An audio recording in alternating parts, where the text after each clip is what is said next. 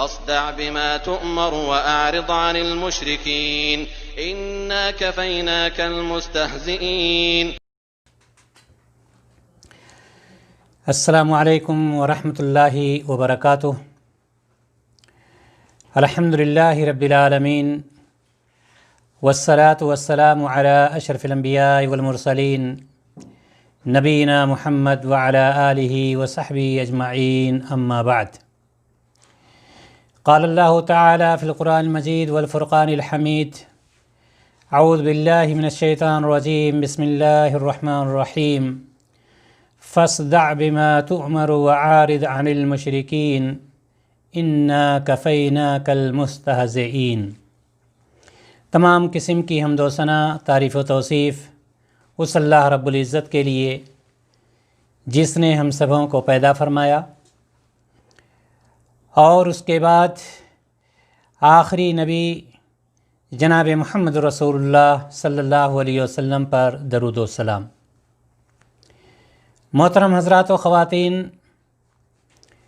یہ بات کسی سے مخفی نہیں ہے کہ اللہ تبارک و تعالیٰ نے قرآن کی حفاظت کی ذمہ داری لی ہے، اور ہر شخص اس بات کو جانتا ہے کہ اللہ تبارک و تعالیٰ نے قرآن کی حفاظت کی ذمہ داری لے رکھی ہے.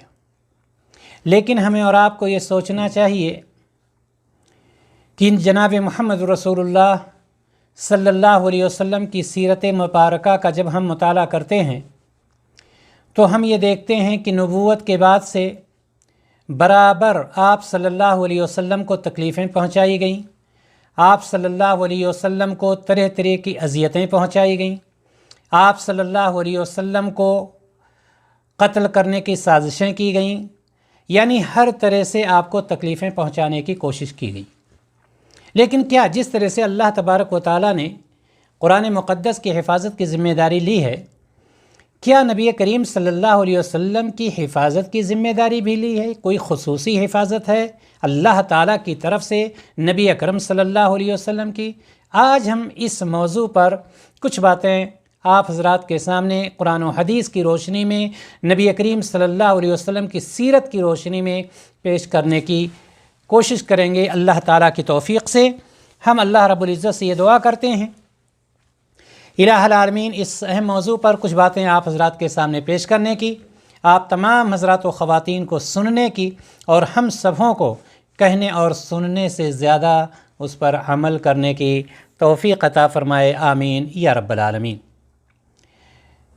دینی بھائی اور دوستو، یہ بات بھی کسی سے مخفی نہیں ہے کہ اللہ تبارک و تعالیٰ نے جناب محمد رسول اللہ صلی اللہ علیہ وسلم کو 40 سال کی عمر میں نبوت و رسالت سے سرفراز فرمایا. یعنی آپ کو نبوت اور رسالت کب ملی؟ کتنی عمر آپ کی ہو گئی تھی؟ مکہ میں آپ کی پیدائش ہوئی اور مکہ ہی میں آپ رہے، اور جب آپ کی عمر 40 سال ہو گئی تو اللہ تبارک و تعالیٰ نے نبوت اور رسالت جیسے منصب سے سرفراز آپ کو فرمایا. نبوت سے نوازے جانے کے بعد نبی کریم صلی اللہ علیہ وسلم 13 سال تک مکہ میں رہے. نبوت ملی 40 سال کی عمر میں، اور اس کے بعد 13 سال تک مکہ میں رہے. شروع کے 3 سال جو آپ کے تھے وہ دعوت چل رہی تھی، آپ کی لوگوں کو اللہ تعالیٰ کی طرف بلا رہے تھے، لیکن وہ دعوت خفیہ دعوت تھی، اعلانیہ دعوت نہیں تھی. خاموشی سے لوگوں کو جا کر کے آپ صلی اللہ علیہ وسلم اللہ تعالیٰ کی وحدانیت کی طرف دعوت دیتے تھے. اور آپ یہ بھی جانتے ہیں کہ یہ مکی دور کہلاتا ہے، یہ جو ہے آپ کی مکی زندگی کہلاتی ہے، جو یہ 13 سال نبوت کے بعد 13 سال آپ مکہ میں رہے. 3 سال شروع کے آپ کی دعوت خفیہ طور پر یعنی خاموشی سے چپکے دعوت دیتے رہے.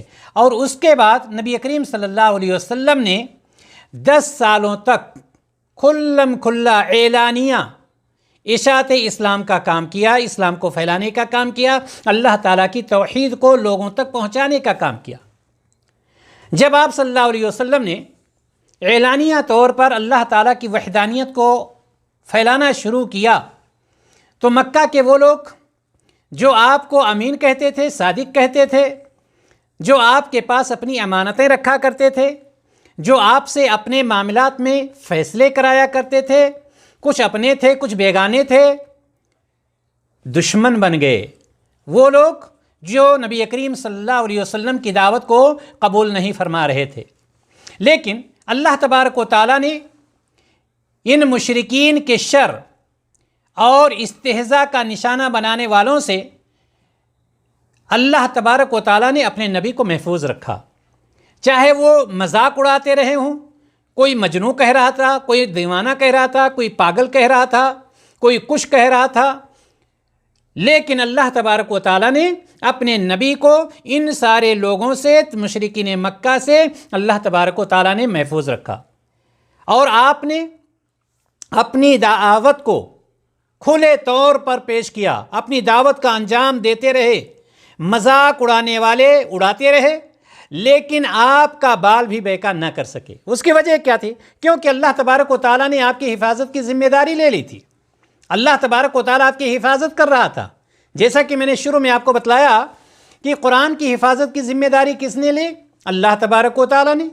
آپ دیکھیں قرآن کا ایک زیر زبر نہیں ہوا، زبر زیر نہیں ہوا، جو جہاں تھا ویسے۔ وجہ کیا ہے؟ وجہ یہ ہے کہ اللہ تبارک و تعالیٰ نے حفاظت کی ذمہ داری لے لی۔ اسی طرح سے نبی اکرم صلی اللہ علیہ وسلم کی حفاظت کی ذمہ داری خصوصی طور پر اللہ تبارک و تعالیٰ نے لے رکھی تھی، جس کی وجہ سے اللہ کے رسول صلی اللہ علیہ وسلم کا کوئی نہیں بگاڑ سکا۔ اسی لیے آج کا ہمارا جو موضوع ہے کہ اللہ تعالیٰ کی طرف سے رسول اکرم صلی اللہ علیہ وسلم کی خصوصی حفاظت، اللہ تعالیٰ کی طرف سے رسول اکرم صلی اللہ علیہ وسلم کی خصوصی حفاظت، یعنی اللہ تبارک و تعالیٰ اپنی نگرانی میں نبی کریم صلی اللہ علیہ وسلم کو رکھتا تھا۔ محترم حضرات و خواتین، اللہ تبارک و تعالیٰ نے قرآن مقدس میں اس چیز کا اعلان کیا ہے۔ کس چیز کا اعلان؟ اس حفاظت کا، کہ اللہ تبارک و تعالیٰ آپ کی خصوصی حفاظت فرما رہا تھا۔ فَاصْدَعْ بِمَا تُؤْمَرُ وَأَعْرِضْ عَنِ الْمُشْرِكِينَ، سورۃ الحجر آیت نمبر 95 میں اللہ تبارک و تعالیٰ نے صراحت کے ساتھ فرمایا فَاصْدَعْ بِمَا تُؤْمَرُ، اے نبی کریم صلی اللہ علیہ وسلم، آپ کو جو حکم دیا جا رہا ہے اسے کھول کر بیان کر دیجئے، ڈرنے ورنے کی بات نہیں۔ فَاصْدَعْ بِمَا تُؤْمَرُ وَأَعْرِضْ عَنِ الْمُشْرِكِينَ، ان مشرکوں کی آپ کوئی پرواہ نہ کیجئے، ان مشرکوں سے گھبرائیے نہیں، ان مشرکوں سے پریشان نہ ہوئیے۔ کیوں؟ اس لیے کہ آگے اللہ تعالیٰ فرما رہا ہے اِنَّ كَفَيْنَاكَ الْمُسْتَهْزِئِينَ، ہم مذاق اڑانے والوں سے نپٹنے کے لیے آپ کی طرف سے کافی ہیں، آپ مت گھبرائیے۔ یہ جو آپ کا مذاق اڑا رہے ہیں نا، جو آپ کو ستانے کی کوشش کر رہے ہیں، جو آپ کو دیوانہ اور پاگل کہہ رہے ہیں، جو آپ کا استہزاء کر رہے ہیں، ان سے نمٹنے کے لیے آپ کی طرف سے ہم کافی ہیں، اور جو کچھ آپ کو حکم دیا گیا ہے اس کو آپ کھلے عام بیان کیجئے، لوگوں تک اس پیغام کو پہنچاتے رہیے۔ تو معلوم یہ ہوا کہ یہ سورۃ الحجر کی یہ آیت 94 اور 95، یہ آیت ہمیں اور آپ کو یہ بتلا رہی ہے کہ اللہ تبارک و تعالیٰ نے اپنے پیارے رسول کو کہا کہ آپ اعلانیہ دعوت کو عام کریں، لوگوں تک پہنچائیں، اور ان مشرکوں کی آپ کوئی پرواہ نہ کیجئے، اللہ اور اس کے رسول کے دشمنوں کا کوئی پرواہ نہ کیجئے، میں ان سے نپٹنے کے لیے آپ کی طرف سے کافی ہوں۔ یعنی اس آیت کے نازل ہونے سے پہلے نبی کریم صلی اللہ علیہ وسلم لوگوں کو اسلام کی طرف پوشیدہ طور پر بلاتے رہے، اور اس کے بعد کھلم کھلا آپ نے اپنی دعوت کا آغاز کر دیا۔ جیسا کہ شروع میں نے بتلایا کہ نبی کریم صلی اللہ علیہ وسلم 3 سالوں تک خفیہ دعوت دیتے رہے، یعنی چپ کے دعوت دیتے رہے۔ میں نے آپ کو یہ بھی بتلایا کہ یہ لوگ آہستہ آہستہ آپ کے دشمن ہو گئے، جو آپ کو منصف مانتے تھے، اور جب دشمن ہوئے تو صرف یہ نہیں کہ پیٹھ پیچھے کانافوسی کرتے، یہاں تک کہ آپ کو جان سے مارنے پر قتل کرنے کا ان لوگوں نے پلان بنا لیا۔ ابو جہل کا نام کون نہیں سنا ہوگا؟ نبی کریم صلی اللہ علیہ وسلم کے قتل کرنے کا پورا ارادہ کر لیتا ہے۔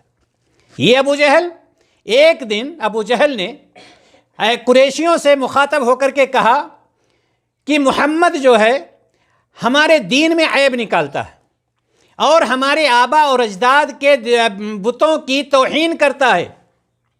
یہ کون کہہ رہا تھا؟ یہ ابو جہل۔ اس لیے میں اللہ سے عہد کرتا ہوں کہ کل ایک بھاری پتھر لے کر میں بتلا یہ رہا ہوں کہ اللہ تعالیٰ اپنے محبوب کی حفاظت کس طرح سے کیا ہے۔ ابو جہل نے کہا کہ میں اللہ تعالیٰ سے عہد کرتا ہوں کہ میں کل ایک بھاری پتھر لے کر بیٹھوں گا، اور جب وہ سجدہ کرے گا یعنی نبی کریم صلی اللہ علیہ وسلم، تو اسی پتھر سے اس کے سر کو کچل دوں گا۔ یہ کس سے کہا؟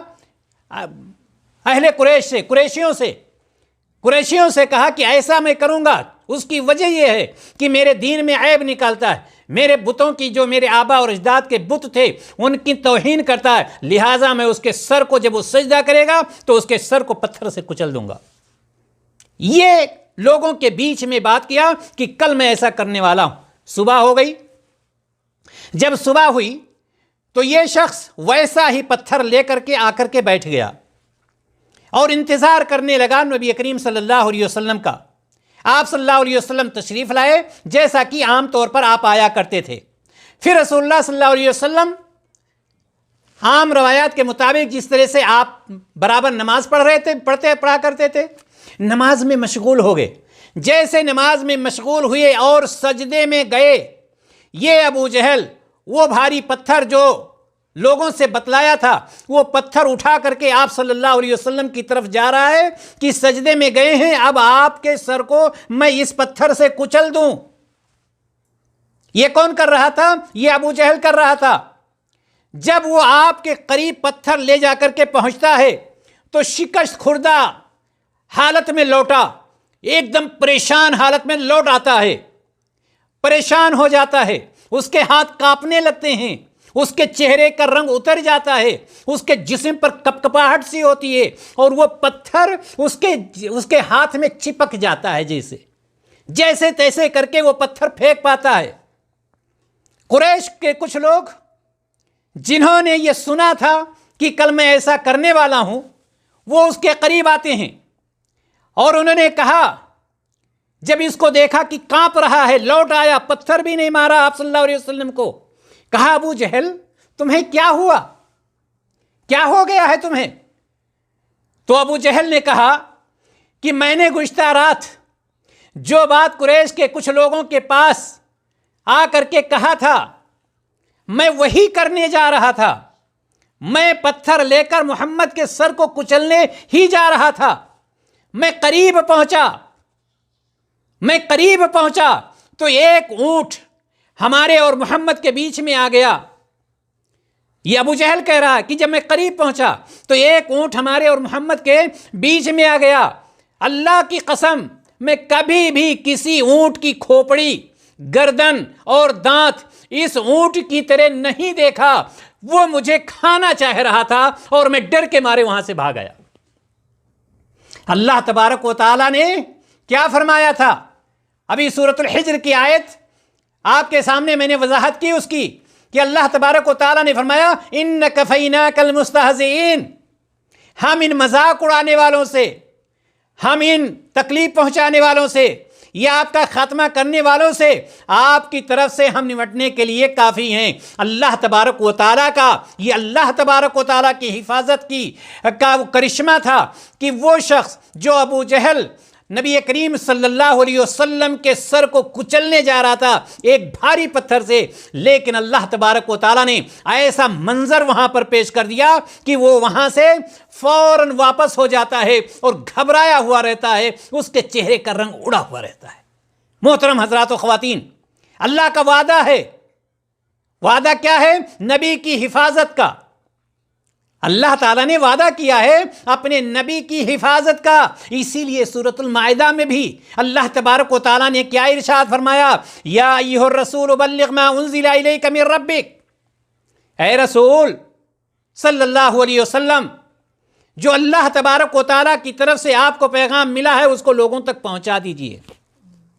یا ایھا الرسول بلغ ما انزل الیک من ربک وان لم تفعل فما بلغت رسالتہ، اگر آپ نے ایسا نہیں کیا تو آپ پیغام کو نہ پہنچانے والوں میں سے شمار کیے جائیں گے۔ اور آگے کیا فرمایا؟ واللہ یعصمک من الناس، اللہ تبارک و تعالی آپ کو لوگوں کے شر سے محفوظ رکھے گا، لوگوں کی دشمنی سے آپ کو محفوظ رکھے گا، لوگوں کے نقصان پہنچانے سے آپ کو محفوظ رکھے گا۔ اور جس کا محافظ اللہ تبارک و تعالی ہو جائے، دنیا کی کوئی ذات اس کو تکلیف پہنچا سکتی ہے؟ ابو جہل کیا سوچ کر کے آیا تھا؟ ابو جہل یہی سوچ کر کے آیا تھا نا کہ میں بہت نام والا ہوں، کل میں بیٹھوں گا پتھر لے کر، محمد سجدے میں جائیں گے، ان کے پاس کوئی نہیں ہوتا ہے، میں ان کے سر کو کچل دوں گا، یہ قصہ کہانی نیست و نابود ہو جائے گی، یہ معاملہ ختم ہو جائے گا۔ لیکن اس کو کیا معلوم کہ اللہ تبارک و تعالیٰ نے جس کو چن لیا ہو، اللہ تبارک و تعالیٰ جس کی نگرانی کر رہا ہو، کیا اس کو کوئی دنیا کی کوئی ذات اس کو تکلیف پہنچا سکتی ہے؟ کبھی بھی نہیں ہو سکتا ہے۔ محترم حضرات و خواتین، اسی طرح سے آپ کو یہ بھی پتا، میں نے یہاں پر بتلایا کہ اللہ تعالیٰ نے فرمایا واللہ یعصمک من الناس، اللہ تبارک و تعالیٰ آپ کو لوگوں کے شر سے محفوظ رکھے گا۔ کتنے لوگوں نے تکلیف پہنچانے کی کوشش کی، کوئی آپ کے راستے میں کانٹے ڈال رہا ہے، کوئی آپ کے اوپر کوڑے ڈال رہا ہے، کوئی آپ کو دیوانہ اور مجنون کہہ رہا ہے، کوئی آپ کو پاگل کہہ رہا ہے، کوئی آپ کو کچھ کہہ رہا ہے، کوئی اور آپ کو کچھ کہہ رہا ہے۔ اس سے اور بڑی چیز آپ کو معلوم ہوگا، قریش کے سرداران جو تھے اپنے مشورہ گاہ میں پہنچے۔ ان کا مشورہ گاہ کیا تھا آپ کو معلوم ہے؟ جس کو دار الندوہ کہا جاتا تھا۔ دار الندوہ میں کس لیے پہنچے تھے؟ یہ خفیہ طور پر نبی صلی اللہ علیہ وسلم کے خلاف فیصلہ لینے کے لیے دار الندوہ میں قریش کے سرداران جمع ہوئے۔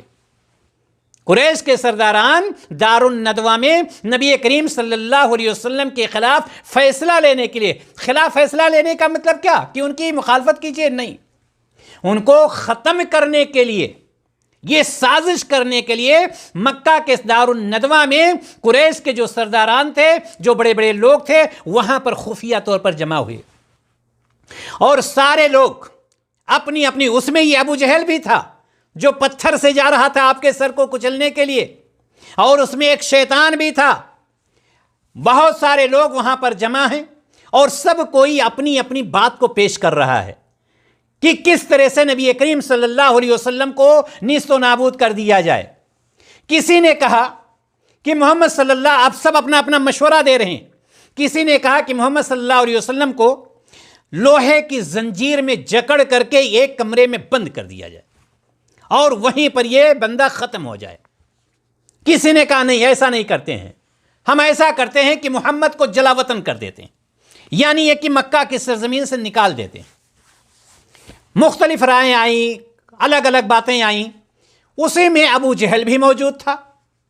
ابو جہل نے کہا کہ نہیں، ایسا ہم نہیں کرتے ہیں، چونکہ ان کا قبیلہ بہت بڑا ہے، اگر کوئی ایک شخص کرے گا تو ان کے قبیلہ کے لوگ اس پر حاوی ہو جائیں گے، لہٰذا ہمیں یہ کرنا چاہیے کہ جتنے قبیلے ہمارے ہیں، یہاں تک کہا گیا تھا اس میٹنگ میں کہ محمد کی جگہ پر ایک جو مکہ کا سب سے خوبصورت نوجوان بانکا جوان ہو، اس لڑکے کو دے دیا جائے اور محمد کو لے کر کے ان کو ختم کر دیا جائے، وغیرہ وغیرہ۔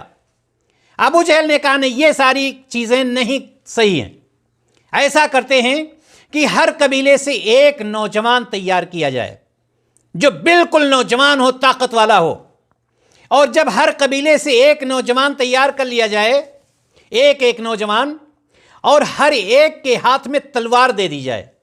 دیکھیے آپ کے خلاف سازشیں کیسی ہو رہی ہیں، لیکن محافظ کون ہے؟ محافظ اللہ تبارک و تعالی ہے۔ تو ابو جہل نے کہا کہ ہر نوجوان کے ہاتھ میں ایک تلوار دے دی جائے، اور جیسے محمد اپنے گھر سے نکلیں، سب کے سب ایک ساتھ ان پر حملہ کریں اور وہیں پر کہانی، وہیں پر قصہ ان کا ختم کر دیا جائے۔ سارے لوگ اس پر متفق ہو گئے کہ ہاں، یہ رائے بہت اچھی ہے۔ جب سارے قبیلے کے لوگ ہوں گے تو محمد صلی اللہ علیہ وسلم کا قبیلہ کمزور پڑ جائے گا اور کسی پر کچھ نہیں ہو سکتا ہے۔ لیکن محافظ کون تھا محمد صلی اللہ علیہ وسلم کا؟ محافظ تو اللہ تبارک و تعالیٰ تھا۔ اللہ تبارک و تعالیٰ نے کیا کیا؟ اللہ تبارک و تعالیٰ نے یہ خفیہ میٹنگ جو دار الندوہ میں ہو رہی تھی، قریش کے سرداران جو میٹنگ کر رہے تھے، جو نبی کریم صلی اللہ علیہ وسلم کو کوئی خبر نہیں تھی، بلکہ عام لوگ اس چیز کو نہیں جانتے تھے، اللہ تبارک و تعالیٰ نے اپنے جبریل امین کے ذریعے سے آپ کے پاس اس کا پیغام بھیج دیا کہ جس بستر پر آپ لیٹا کرتے تھے، جس بستر پر آپ رات گزارتے تھے، اس پر رات نہیں گزاریں گے۔ یہ سارے کے سارے نوجوان اپنے ہاتھوں میں ننگی تلواریں لے کر آپ صلی اللہ علیہ وسلم کے گھر کے ارد گرد ٹہل رہے ہیں اور انتظار کر رہے ہیں کہ محمد نکلیں اور ان کے اوپر وار کیا جائے اور آج یہ کہانی ختم کر دی جائے۔ لیکن محمد صلی اللہ علیہ وسلم کو جس نے وہ نبوت اور رسالت سے سرفراز فرمایا تھا، اس ذات نے آپ کو آگاہ کر دیا تھا کہ آج اپنے بستر پر نہیں رہیں گے۔ آپ صلی اللہ علیہ وسلم نے اپنے بستر پر حضرت علی رضی اللہ تعالی عنہ کو رات گزارنے کے لیے کہا، اور جس وقت یہ اسلام کے دشمن، نبی کے دشمن، اللہ کے دشمن آپ صلی اللہ علیہ وسلم کے گھر کا چکر لگا رہے تھے، انتظار کر رہے تھے، اسی دوران آپ صلی اللہ علیہ وسلم اپنے گھر سے نکلتے ہیں، آپ کے ہاتھ میں مٹھی میں مٹی ہے، مٹی ان کے سروں پر ڈالتے ہوئے چلے گئے، کسی کو پتہ ہی نہیں چلا، آنکھیں سب کی بند ہو گئیں، اور اسی راستے سے آپ صلی اللہ علیہ وسلم نکل کر کے چلے جاتے ہیں۔ یہ حفاظت کرنے والا کون تھا؟ اللہ تبارک و تعالیٰ نے کیا فرمایا؟ اللہ تبارک و تعالیٰ نے فرمایا واللہ یعصمک من الناس، اللہ تبارک و تعالیٰ آپ کو لوگوں کے شر سے محفوظ رکھے گا۔ آپ اندازہ لگائیں، تلواریں باہر چمک رہی ہیں، انتظار کر رہے ہیں، اللہ تبارک و تعالیٰ نے آنکھوں پر پٹی ڈال دیا، سامنے سے گزر کر کے چلے گئے، کسی کو خبر ہی نہیں ہوئی۔ تو میں آپ کو یہ بتلا رہا تھا کہ اللہ تبارک و تعالیٰ نے خصوصی حفاظت، اللہ تعالیٰ کی طرف سے جناب محمد رسول اللہ صلی اللہ علیہ وسلم کی خصوصی حفاظت تھی۔ کس کے لیے؟ جناب محمد رسول اللہ صلی اللہ علیہ وسلم کے لیے۔ محترم حضرات و خواتین، اسی طرح سے آپ یہ بھی جان لیں کہ اللہ تبارک و تعالیٰ نے ہر اس شخص سے بدلہ لیا ہے جس نے آپ صلی اللہ علیہ وسلم سے دشمنی کی، ہر شخص سے بدلہ لیا۔ صحیح بخاری اور صحیح مسلم میں ایک روایت آتی ہے کہ ایک عیسائی جو تھا وہ مسلمان ہو گیا، اور مسلمان ہونے کے بعد اس نے سورہ بقرہ اور سورہ آل عمران بھی یاد کر لیا، حفظ کر لیا، اور آپ کے حکم سے وہ وحی کی کتابت بھی کیا کرتا تھا، جو وحی نازل ہوتی تھی اس کی کتابت بھی کیا کرتا تھا۔ مسلمان ہو گیا، ادھر سورۃ البقرہ اور سورہ آل عمران حفظ کر رکھا ہے، وحی کی کتابت بھی کر رہا ہے، لیکن کچھ ہی دنوں میں وہ مرتد ہو گیا۔ مرتد ہونا کس کو کہتے ہیں؟ مرتد ہونا کہتے ہیں کہ کوئی اسلام سے نکل کر دوسرے مذہب میں چلا جائے تو اس کو کہتے ہیں مرتد ہونا، یعنی وہ دوبارہ پھر عیسائی ہو گیا۔ اب جب عیسائی ہو گیا تو وہاں پر الٹی سیدھی باتیں کرنے لگا۔ کیا الٹی سیدھی باتیں کرنے لگا؟ الٹی سیدھی باتیں یہ کرنے لگا کہ محمد صلی اللہ علیہ وسلم مجھے وحی کی کتابت کے لیے معین کر رکھے تھے، اور میں کتابت کرتا تھا اور اس میں کچھ ملا دیا کرتا تھا اور آپ کو خبر نہیں ہوتی تھی۔ یہ جھوٹ پھیلانا شروع کر دیا۔ یہ جھوٹ پھیلایا کس کے لیے؟ نبی کریم صلی اللہ علیہ وسلم کے متعلق۔ اللہ تبارک و تعالیٰ نے کچھ ہی دنوں میں اس کو ہلاک کر دیا، ہلاک ہو گیا، مر گیا۔ پھر اس کے لوگوں نے، چونکہ اب وہ مرتد ہو چکا تھا، عیسائی ہو چکا تھا، عیسائی مذہب دوبارہ اختیار کر چکا تھا، عیسائیوں نے لے جا کر کے اس کو دفنا دیا۔ دفنا کر کے آئے، دوسرے دن جا کر کے دیکھتے ہیں کہ اس کی لاش قبر کے باہر پڑی ہوئی ہے۔ عیسائیوں نے سمجھا کہ یہ نبی کریم صلی اللہ علیہ وسلم کی اور ان کے ماننے والوں کی حرکت ہے، چونکہ یہ مسلمان ہوا تھا اور مسلمان سے مرتد ہو کر کے پھر عیسائی ہو گیا، جس کی وجہ سے دشمنی میں، عداوت میں ان لوگوں نے ایسا کیا۔ لیکن وہ لوگ کیا کرتے ہیں کہ دوسرے دن پھر لے جا کر کے اس کو دفن کر دیتے ہیں، دوسرے دن اس کو دفن کرتے ہیں، اور تیسرے دن جا کر دیکھتے ہیں تو پھر دیکھتے ہیں کہ وہ لاش باہر پڑی ہوئی ہے۔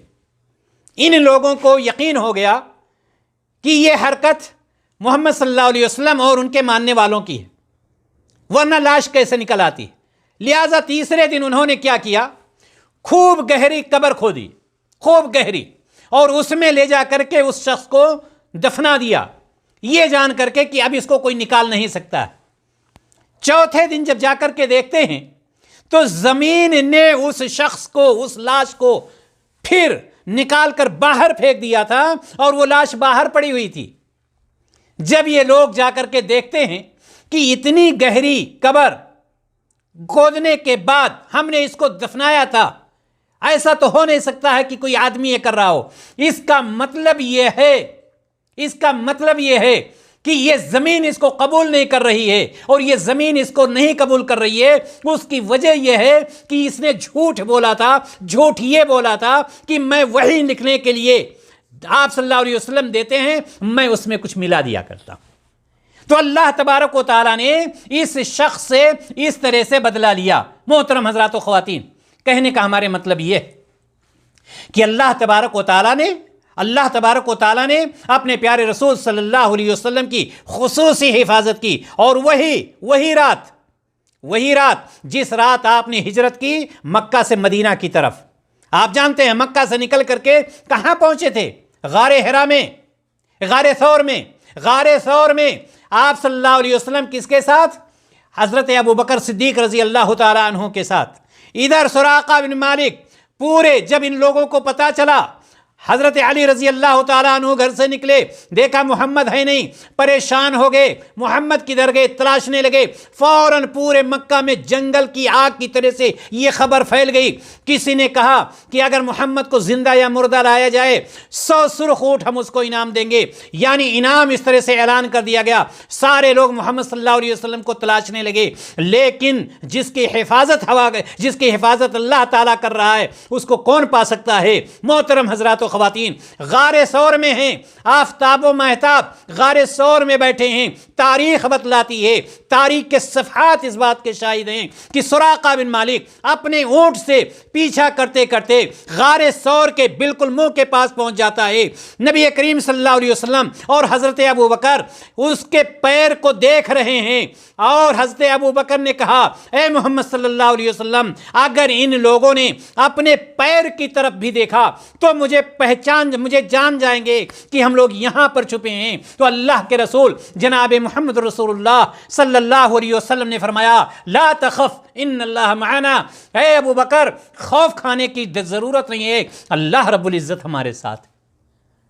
تو یہ حفاظت کس کی طرف سے تھی؟ یہ حفاظت اللہ تبارک و تعالیٰ کی طرف سے تھی۔ خلاصہ کلام محترم حضرات و خواتین یہ ہے کہ نبی کریم صلی اللہ علیہ وسلم کی شان میں کتنی بھی گستاخی کر لی جائے، کتنے بھی آپ کی شان میں غلط باتیں کہہ دی جائیں، اس آپ کی شان میں کمی ہونے والی نہیں ہے، چونکہ آپ کی حفاظت اللہ تبارک و تعالیٰ نے آپ کی زندگی میں کی تھی، اور آپ کی شان کی حفاظت ابھی بھی اللہ تبارک و تعالیٰ کر رہا ہے۔ ہم اللہ تعالیٰ سے یہ دعا کرتے ہیں الہ العالمین ہم سب کو سمجھنے والا بنائے، نبی کریم صلی اللہ علیہ وسلم کے مقام اور مرتبہ کو پہچاننے والا بنائے، اور آپ صلی اللہ علیہ وسلم کے بتائے ہوئے طریقے پر چلنے والا اور آپ کی سنت کو عام کرنے والا بنائے۔ وآخر دعوانا ان الحمد للہ رب العالمین۔ السلام علیکم ورحمۃ اللہ وبرکاتہ۔